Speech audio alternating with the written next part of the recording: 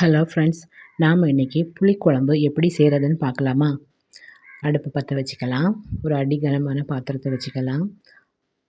பாத்திரம் சூடானதும் கொஞ்சம் எண்ணெய் சேர்த்து கடுகு தாளித்ததும் சின்னதாக வெட்டி வச்ச சின்ன உள்ளியை சேர்த்து நல்லா வதக்கிக்கலாம்.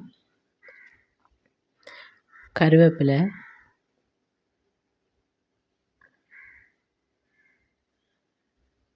சேர்த்து நல்லா வதக்கிக்கலாம். உள்ளி நல்லா வதங்கினதுக்கப்புறமா வெட்டி வச்ச தக்காளி 2 தக்காளி சேர்த்துருக்கேன். தக்காளி சேர்த்து நல்லா வதக்கிக்கலாம்.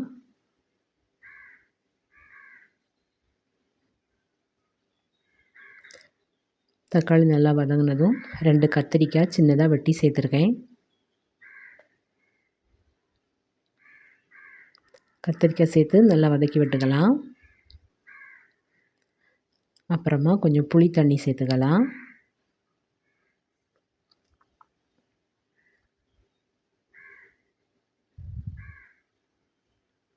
அப்புறமா காஞ்ச மாங்காய் வத்தல் சேர்த்துருக்கேன். நல்லா கழுகிட்டு சேர்த்துக்கலாம்.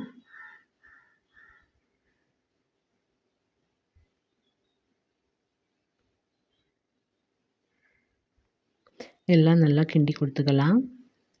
அப்புறமா கொஞ்சம் மஞ்சப்பொடி,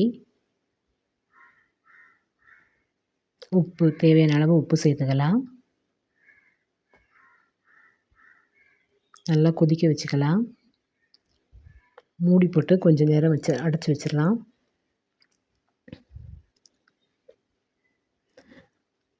அப்புறமா மிளகு பொடியும் மல்லிப்பொடியும் வறுத்து அரைச்சி சேர்த்துருக்கேன். இப்படி சேர்த்துக்கிட்டால் கறி கொஞ்சம் திக்காக இருக்கும்.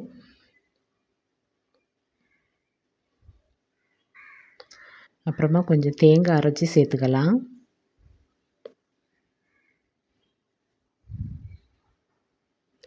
நல்லா கிண்டி கொடுத்து கொதிக்க வச்சிடலாம்.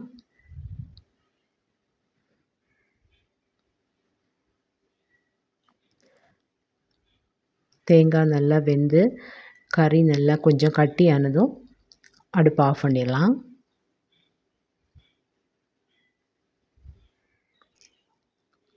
கறி நல்லா கொஞ்சம் கட்டி ஆகிடுச்சு, ரெடி ஆகிடுச்சு. இவ்வளோ தாங்க புளிக்குழம்பு ரெடி.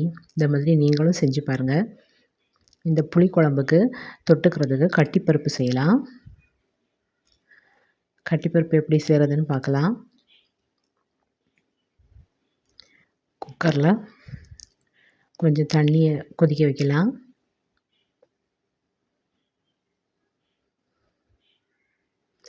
ஒரு கிளாஸ் பருப்பு நல்லா கழுகி சேர்த்துக்கிறேன்.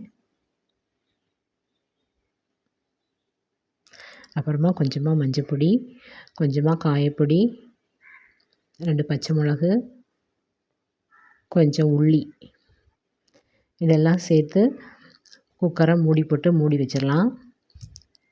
ஒரு 3 விசில் வர வரைக்கும் குக்கரை வேக விடணும்.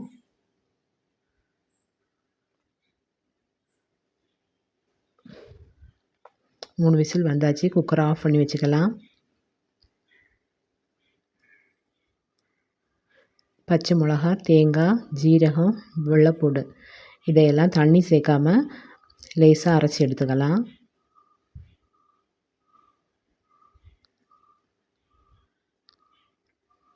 பருப்பு நல்லா வெந்துடுச்சு.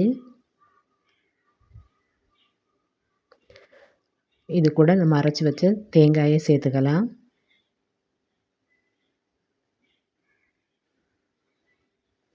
நல்லா கிண்டி கொடுத்து வேக வைக்கணும். தேவையான அளவு உப்பு சேர்த்துக்கலாம்.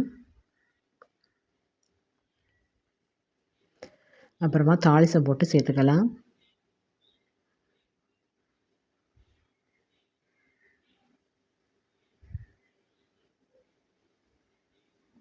இவ்வளோதாங்க, கட்டிப்பருப்பு ரெடி ஆகிடுச்சு. நல்லா கிண்டி கொடுத்து அடுப்பை ஆஃப் பண்ணிடலாம். இன்றைக்கி எங்கள் வீட்டில் சமையல் இது தாங்க. உங்கள் வீட்டில் என்ன சமையலுங்கிறத கமெண்டில் சொல்லுங்கள். பொன்னி அரிசி சாதம்,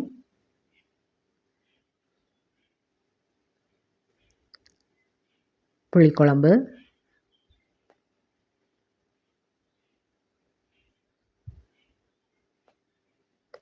கட்டிப்பருப்பு, அவிச்ச முட்டை, அப்பளம். இன்றைக்கி எங்கள் வீட்டில் லஞ்சு இதுதாங்க. ஓகே, பாய்.